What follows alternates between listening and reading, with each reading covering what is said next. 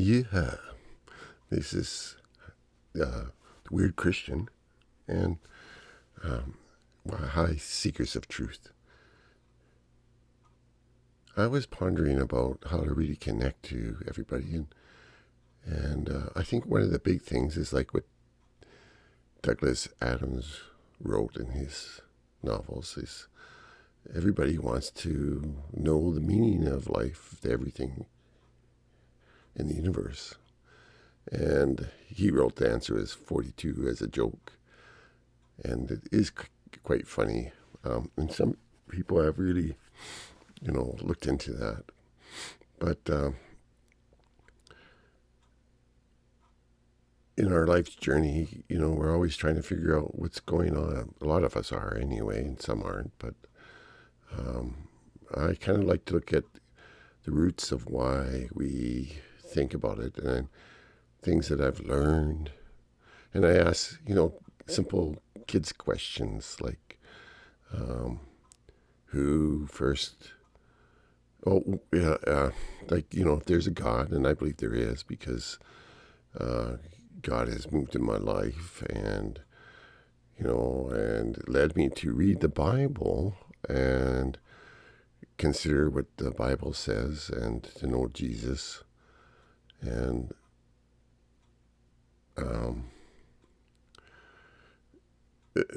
to read those words and really think, wow, this is amazing what is promised and what is given in the Bible. It is really amazing to think that that God would reach out to each one of us and care about us. It's really amazing that he sent his son. Like, to think about all that is just, like the God of the universe to know you. But the biggest thing right now in my life is I'm trying to figure out how to talk to you, how to get you to think about these things and not just consider me a crackpot to be dismissed. Because a lot of times when I ask questions like, where is this original doctrine of original sin? And this is the biggest one. This is the big question. What is sin? And I think everybody has gotten it wrong. I don't know why. I kind of know why, but it shouldn't be so. They've gotten wrong about what sin really is. And people think it's kind of like a material thing that's passed on to people from Adam. It's kind of like a gene that you get. It's something, a condition that you're already in. And I think that's really wrong.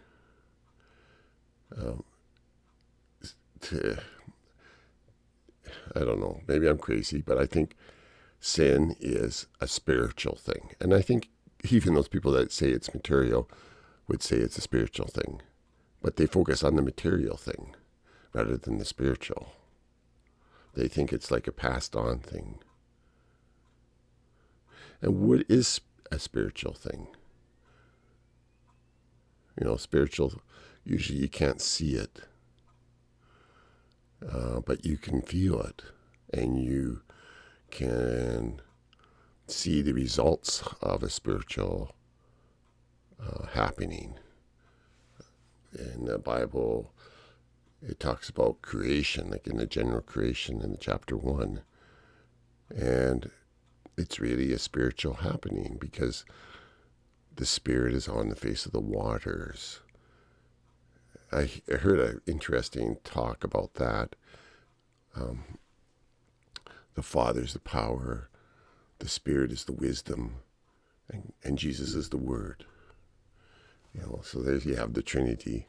And some people, it says, in the beginning God created the heavens and the earth. But Bereshit, Bara Elohim, I think it goes like that. But the Bara is a singular, and the Elohim is a plural gods. But the singular makes the gods plural into one, which they are.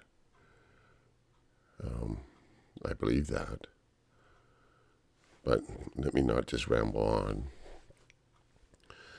What the point is that it was a spiritual happening that created the universe. And sin is about a spiritual happening. It's not about an inheritance, or it's a spiritual state. It's not about breaking rules. Though Augustine, that's what it all is about. It's about breaking God's law and not acting perfect in God's law. But that's not what sin is. It's not breaking rules. I'm not saying to be lawless, but sin is to not love others and to not love God. And I don't think that's really a rule. But that's what sin is. It's to say, I'm going to go my own way. I'm going to have my own help. I'm going to go around, make my own rules, and make my own self, as a little God, have my own truth. I'm going to isolate myself from everybody, from God, and pretend that I'm a God. That to me is what sin is about. I'm going to have my own denomination, have my own set of rules. That's what the original sin was about. But that's not what is preached. Look at here, it says, like Augustine, he's kind of the guy who has really been an effect on preaching about what original sin is. And here, if you just look up, if you just look up Augustine of Hippo, and just ask for original sin, and he's the guy that wrote a treatise, and it's actually quite a short treatise on original sin, De Peccato Originali. Anyway, it's really not that long to read the translation. And AI in our computers, you just have to do it, and it gives you a fairly good, I think, concise summary of it in point form. Key arguments is that original sin is transmitted from Adam to all humanity. And I don't think that is really what original sin is. It's not something that's transmitted. It's a way of thinking. It's transmitted in that way, but it's not transmitted physically. It's a spiritual thing. Like Jesus says, I am the way, the truth, and the life. Well, sin has its way, which is different than the way of Christ. And that's how it's transmitted. It's by word, by thought. It's by who you think you are and how you relate to one another. That is what it's about. It's not some kind of DNA thing. And people have this idea that DNA, I don't know, maybe it does change with your body, but that's basically from this idea of Adam. His DNA is transformed because of his original sin, and therefore we all are sinners. And then people take that another way. Well, if I live a perfect life, then my DNA will be transformed again, and I can be perfect. But it's not about DNA. That's not what sin is about. But that's what they've got here. Inherited sinfulness. And to me, that's wrong right at the beginning. And then they say it's total depravity. Men are just completely corrupted by sin. Well, to me, if you change the mind, if you change the spirit of man, then the body will follow. And that's how you do it. It's not this idea of total corruption. It's just that if you're reborn by God's power, then you have a different kind of mind of trying to love rather than hating and being condescending and corrupted. So, and this idea of total means that you don't have any kind of ability to do anything. And that denies the power that God has given to each person, the ability to choose to do things to make their own way in the world. God has made us that way, that we can choose. We can decide what we want to align ourselves with, what we want to think. We can make those decisions, and this kind of takes all that. This idea of total depravity takes that power away. It's wrong. Okay. And our natural desire for evil.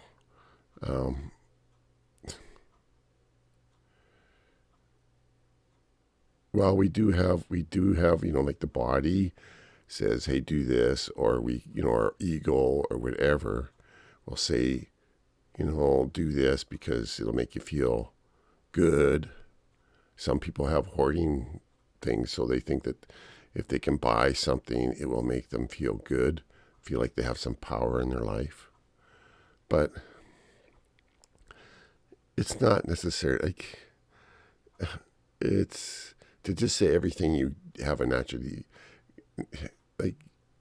we're just without direction. We're just a creature blown in the wind, and we just do whatever we want. But I don't know if I would call it that desire to do evil all the time. We do stupid things. We wrong other people, but I don't think sometimes we do a lot of things just because we're just ignorant or we're just not aware of what's going on. But I wouldn't say we're not focused on evil. It's not our desire. We just might do good. We might do evil. It's just that we're just doing all sorts of things. We don't know what we're doing. I don't think we should just say we have a natural desire for evil. I think it's wrong. We just live and we do stupid things and we justify it, but it's not a natural desire. We're not always going that direction. We're not always thinking that way. And inability to merit salvation. Well, they have this idea that a person has to do perfect works to merit salvation. And salvation isn't even about that. It's about turning a direction. Just turning a direction, focusing on and believing on what God can do for you. It's about being repentant about your life and that you're not really being the person that you could be to love other people. And to say that I want to change that. I want to be a person that can love other people. And God, can you help me?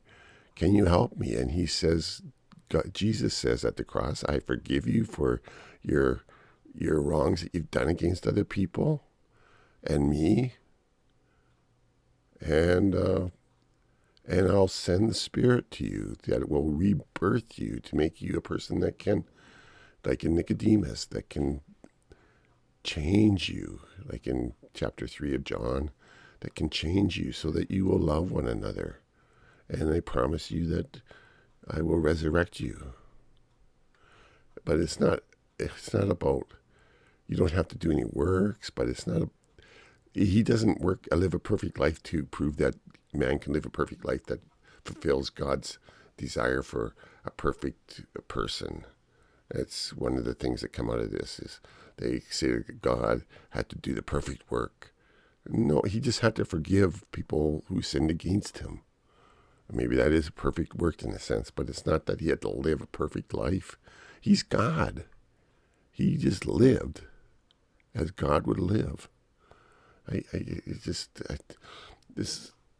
don't understand what they're trying to say in a sense. It's not about fulfilling a degree and then getting a signature that you've lived a perfect life. And it's not even for Jesus to do that. He's God. That's the only thing that the witnesses of that on the earth. So I kind of, it's a foreign, like some of these things about meriting salvation. I don't know. Well, divine grace, yeah.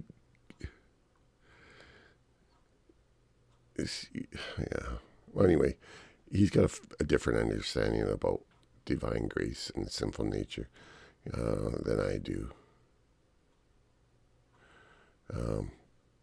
God forgives, therefore you should forgive one another. Just like the Bible says, and it's not about one-upmanship. That kind of this idea that God kind of did one-upmanship with His divine grace. And he had. We will look at this Pelagian controversy. His de peccato originali. We can look at that. I got the document here, but Augustine has been a big influence in the Catholic and Protestant doctrine of original sin, and I think he's totally taken on the wrong course. I took a course about, this is kind of a different off topic, but it's got a point. It's got a story. It's like an Aesop's story to you, anyway. And I took a course on electronic engineering. And one of the parts was making an amplified circuit. You would make the equations for an amplified circuit. And it took me a while because the teacher didn't really say where the focal point was.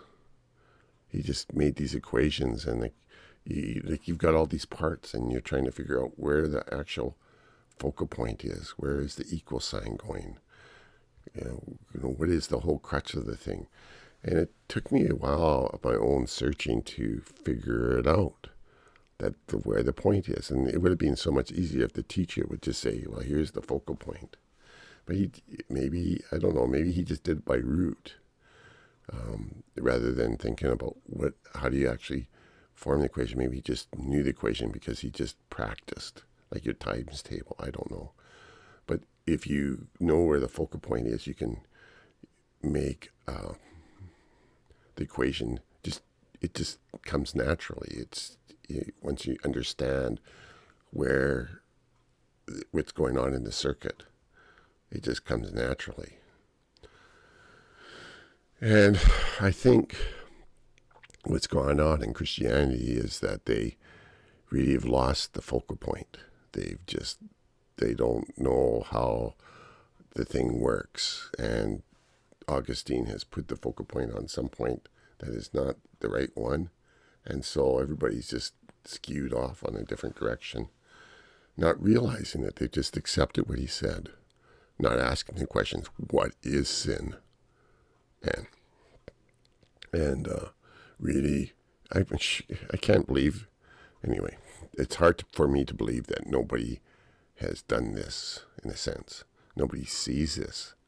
There must be somebody that sees this. I mean, they're all off on their tangents doing everything. But to me, it's very important to get the crux of the matter and to understand who God is. Because if you don't know who God is, then you have a world run by Satan's world. And that's why we have the governments we do have, because we don't know our fundamentals. We think we do. We think we based our laws and our systems on Christ or on God's fundamentals, whatever religion we are. But we don't know them. And so we've built all these systems that don't work. And they're actually the way of Satan, because we don't know what we're doing. That's how fundamental. If we knew what we're doing, the world would be so much better because it's a different way than what we're doing. You know, the West, like for the English system, the Westminster parliamentary and court system is based on total misconception of what God is, who God is, and anyway, and Justinian's Civilius law that he made back in the hundreds of years ago, based on Augustine, he thought totally off, and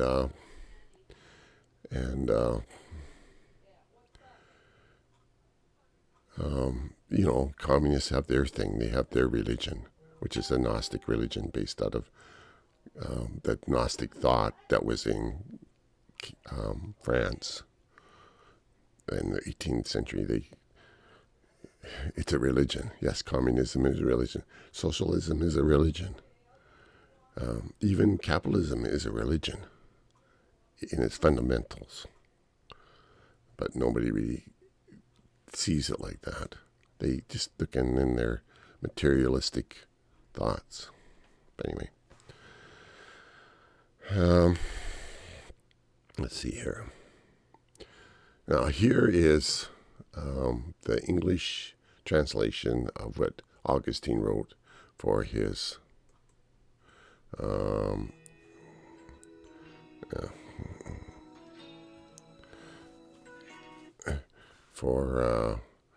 the De Peccato Originali. So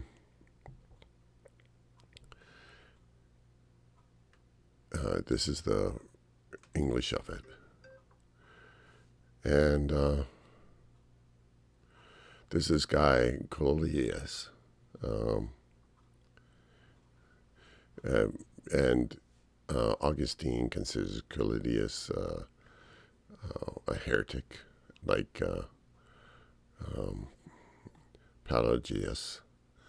Okay, so in the first book of his most recent work, written in defense of free will, so they're talking about free will. He says, everything good and everything evil, on account of which we are all liable or blameworthy, is not born with us, but done by us. For we are born not fully developed, but with capacity for either conduct. Now, I don't understand why he says we are not born fully developed. Well, I guess we're never really born fully developed, but it just seems like a funny statement to say. Anyway, to me, like we're developed, like, okay, just that statement in itself. Even this is Augustine's criticizing this guy, and I'm going to criticize him here too. Okay, when you're born into a family, you're fully part of that family. You're not somebody else's family. If you're born into, whatever family, that's why God has to reborn you. He has to do a new spirit in you so that you can, so that you have a heart for other people, and you're not in condescending, condemning heart. So, and once you're born, you are born that way. You're going to learn more, you're going to grow, but, you're not born fully developed. You're born who you are, and you have the abilities to make any decision you want, to take authority, to make your decision. That's what the whole life is about, making your decision. And then you follow it, and then there's lots of other decisions. It's life, fully developed, well, you're living. I don't know, that word, that idea just doesn't, we are not born fully, it's kind of a nonsense idea to me. Like, we're just living, we're not, what does it mean, fully developed? It's just weird. I just find that strange idea. But with a capacity to either conduct. Well, yes, we always have a capacity. We are procreated as without virtue. so also without vice.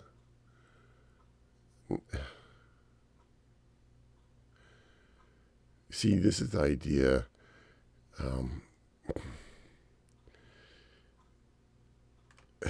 I don't get it. It's either you live for one way or you live for another way.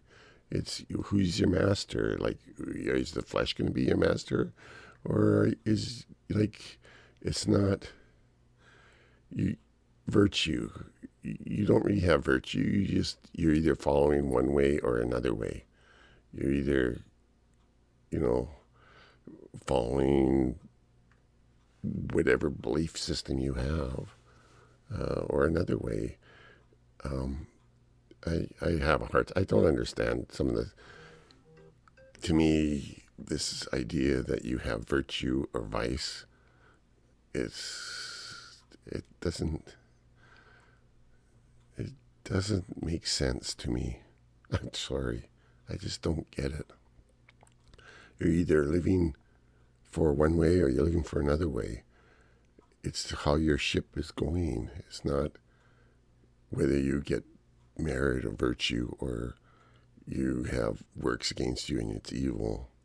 It's either your ship is going one direction or another direction. So I don't really understand. I don't really understand the thinking. It's kind of foreign to me. It's a foreign way of thinking. I know I've been in this way of thinking for a long time, but when I really think about it, about life, this is foreign. This is a foreign way of thinking.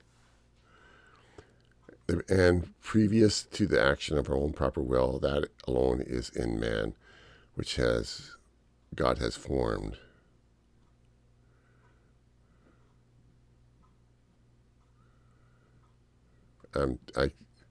Previous to the action of our own proper will, that alone is in man, which God has formed. Previous to the action of our own proper will, that alone is which I have a hard to understand. I don't even know what he's saying there at all. I have not a clue. Previous to the action of our own proper will, that alone is in man, which God has formed. That's a weird sentence. Very strange. Previous to the action of our own proper will. Okay, God has formed.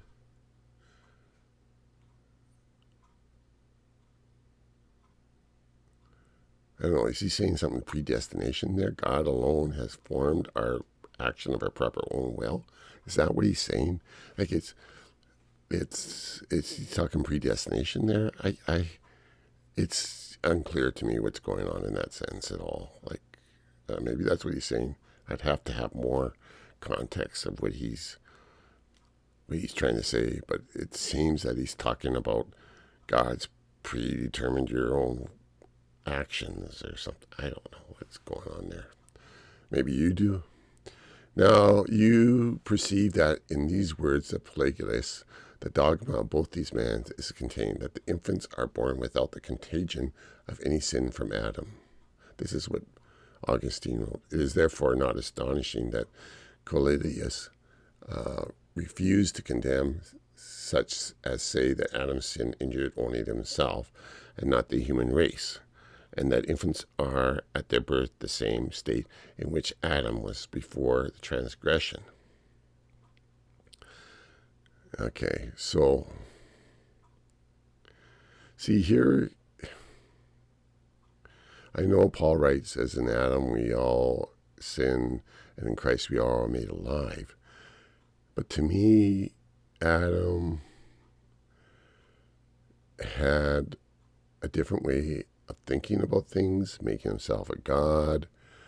That's why he was kicked out of the garden, and we all tend to be like that. We all tend to think that we are the all and all, or we want to think that, and that to me is Adam's transgression. But I don't know. Anyway.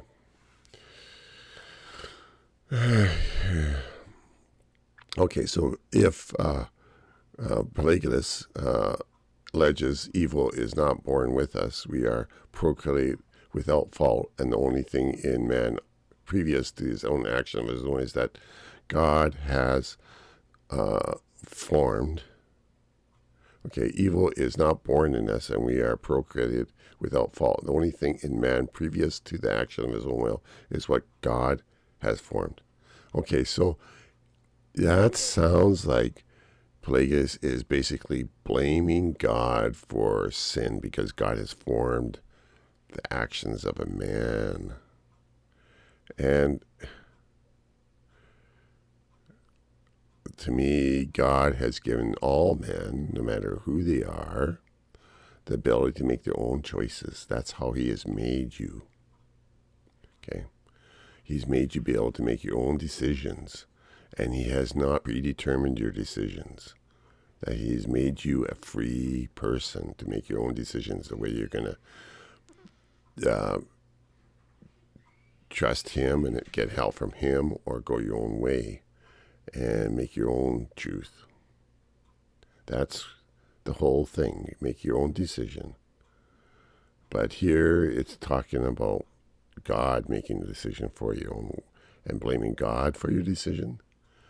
Because he says God has formed his own will. Basically, if I'm going backwards through this sentence, then that's not. Then, of course, Adam, the sin of Adam did not only injure himself in as much as it did not pass on to his offspring. Did only, then Augustine has concluded that the conclusion of Pelagius' thing is Adam did only injure himself in as much as it did not pass on to his offspring. For there is not any sin which is not an evil, or a sin that is not at fault, or else sin was created by God. Oh.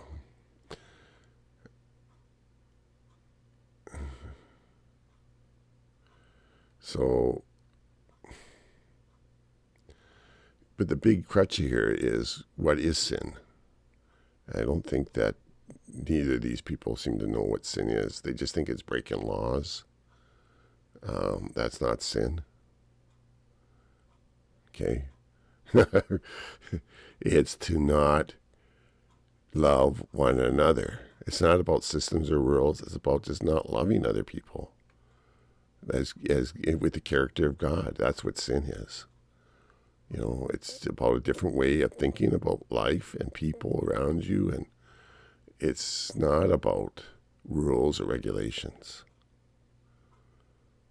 It's about honoring your word and treating people with love and helping them, edify them any way you can.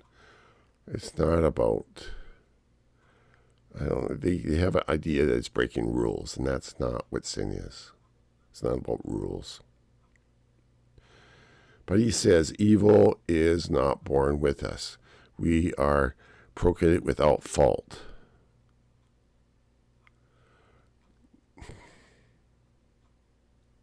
So Augustine thinks we are born flawed. And this guy says, no, we're not born flawed. But what does that even mean? That doesn't even make sense to me. Like we're created, like our DNA is a piece of art. I like, but it's, they're different. What is perfection and what is faulty? I just don't understand. It's not about, we are amazing. Like, it's just weird. The ideas is just weird. I just find it weird. Like, why are you even talking like this? It doesn't make any sense. Evil is not born with us. Like,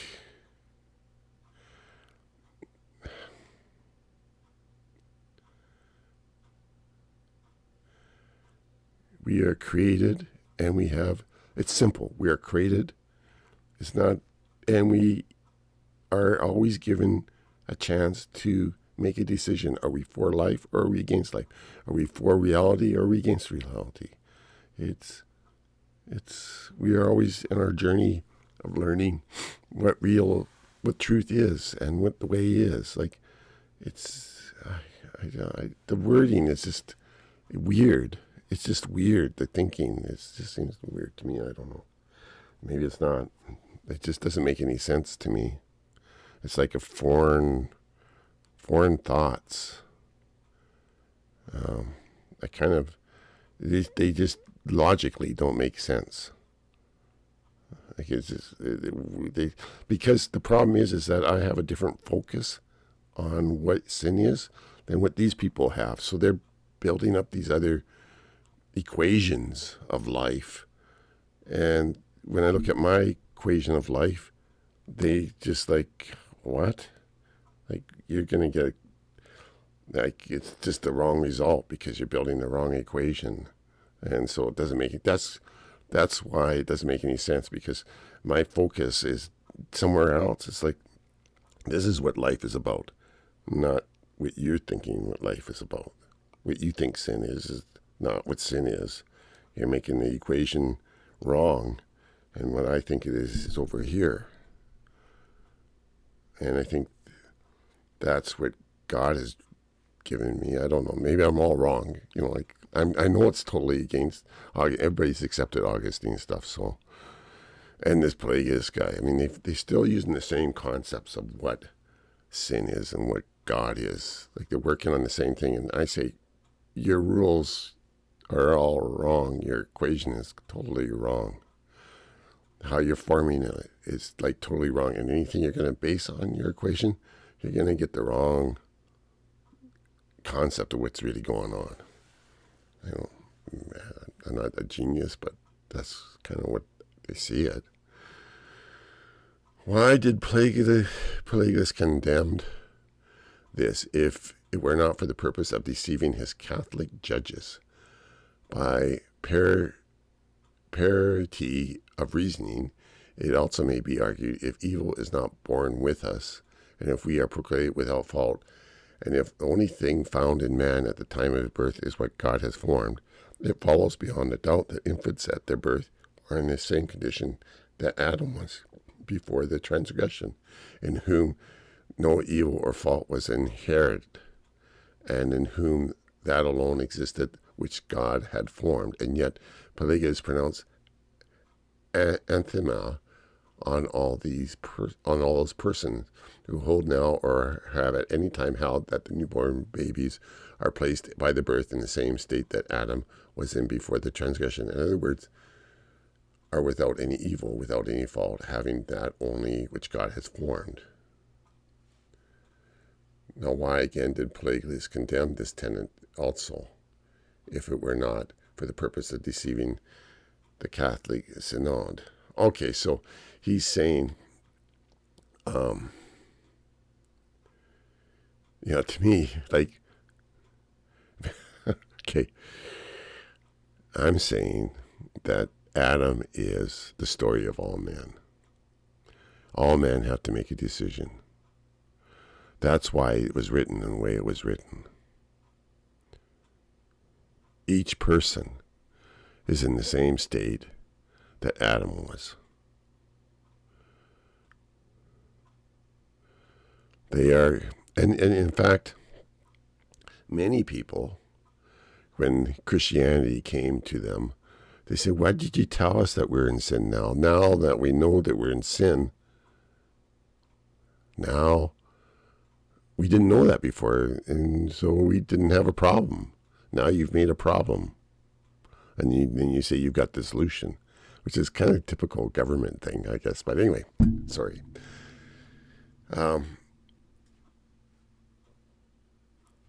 And that's kind of what, to me, to me, the Adam story is about the condition of every man. We go through life at the beginning, we don't even know we have a problem until we start forming our own system, our own truth. And then we realize we've made a mistake. and realizing if you've made a mistake or not. You have to, like you make your own fig leaves. And so you cover up and you justify yourself. But at a certain point when you first start off, you really don't know what you've done wrong. You're just, I think even if you're in the womb, you're just living. God knows you in the womb. You're in a sense in the naive state. You don't have to justify yourself or unjustify yourself. You're naked before the Lord. Okay. And you grow up and then you start making your own, figuring out things, and you start making a system, and you do this kind of system and that, and you justify it or whatever you do. And then you're in the state of Adam. You're making your own truth. You're justifying your own self. Eventually you're going to find out that it's hogwash. Your truth is garbage. But you'll try to justify it. But the Spirit of God will say, why are you doing this? Why are you eating of the tree of knowledge of making your own truth? And you'll say, well, you blame somebody else. You might blame somebody else, maybe your wife or maybe this or somebody else. You'll basically not forgive those people or forgive God. You'll just make all your excuses. And then God will make you work to get humble again so that you can accept the teaching that he gives you, which is ask for my help. Don't hide. Ask, and I will help you. I will forgive you, and I will give you what you need to live. Just be humble and repentant and ask. Know that God is God. And that is the story. And then there's the promise. Okay, there's the promise that he's going to come again, and he's going to just bring him to ourselves. Like that's what Jesus did. He promises that he will bring his kingdom here, and we will resurrect, and we will be with him as a family, praising God and knowing who we are in life, and that we need God in all our life, and that we love him, and he will love us, and we'll love other people. It's kind of simple. It's pretty amazing.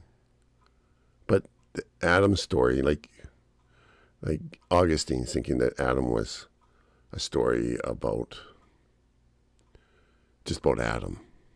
He was the perfect guy. And to me, I see the Adam story, and I see it about every person that ever lived, and what's going on about in the world right now. That's what I see. I see us making our own little systems and pretending that we know. And God is, we're using God's name in vain, basically saying that our system has God's blessing on it, when we don't even know what we make all our denominations and our groups and our little cults, and we deny humanity and our love for one another. It's just, we're living Adam's sin. But here they're saying Adam's sin is some kind of something else. It's a physical entity in itself that is passed down. And they've kind of lost the focus of what is really sin and what is really life.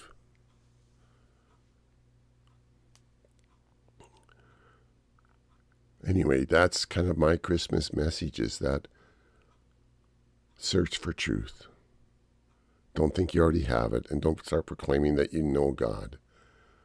Just love one another as God loves.